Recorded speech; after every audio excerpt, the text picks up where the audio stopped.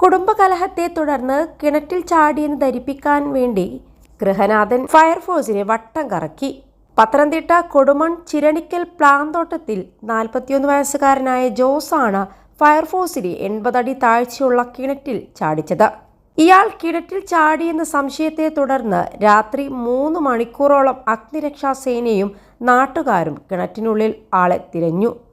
ഒടുവിൽ ആൾ താമസമില്ലാത്ത വീടിന്റെ തിണ്ണയിൽ കിടന്നുറങ്ങുന്ന യുവാവിനെ രാവിലെ കണ്ടെത്തി.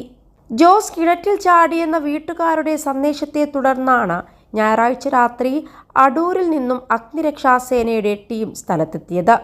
ഉടൻ തന്നെ ഏകദേശം 80 അടിയോളം താഴ്ചയുള്ള കിണറ്റിൽ പാതാളക്കരണ്ടി ഉപയോഗിച്ച് പരിശോധന നടത്തുകയും നാട്ടുകാരായ 2 പേരോടൊപ്പം കിണറ്റിൽ മുങ്ങി പരിശോധിച്ചിട്ടും ആളെ കണ്ടെത്താനായില്ല.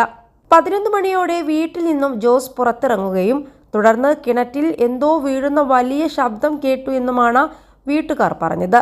രാത്രി 10 മണിയോടെ വീട്ടിൽ വഴക്ക് നടന്നതായി വീട്ടുകാർ പറഞ്ഞു. തുടർന്നാണ് ആളെ കാണാതായത്. തിങ്കളാഴ്ച രാവിലെ വീട്ടുകാർ സമീപത്ത് വീണ്ടും തെരഞ്ഞപ്പോൾ തൊട്ടടുത്ത ആൾതാമസമില്ലാത്ത വീടിന്റെ തിണ്ണയിൽ കിടന്നുറങ്ങുന്ന ജോസിനെയാണ് കാണുന്നത്.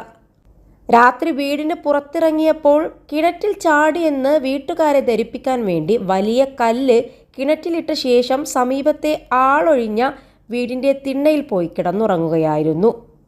അടൂർ സ്റ്റേഷനിൽ നിന്നും സീനിയർ റെസ്ക്യൂ ഓഫീസർ അജിഖാൻ യൂസുഫിന്റെ നേതൃത്വത്തിൽ ഓഫീസർമാരായ ഷിബു, ശ്രീജിത്ത്, സുജിത്ത്, ദീപേഷ്, റജി, വേണുഗോപാൽ എന്നിവരുടെ നേതൃത്വത്തിലായിരുന്നു തിരച്ചിൽ.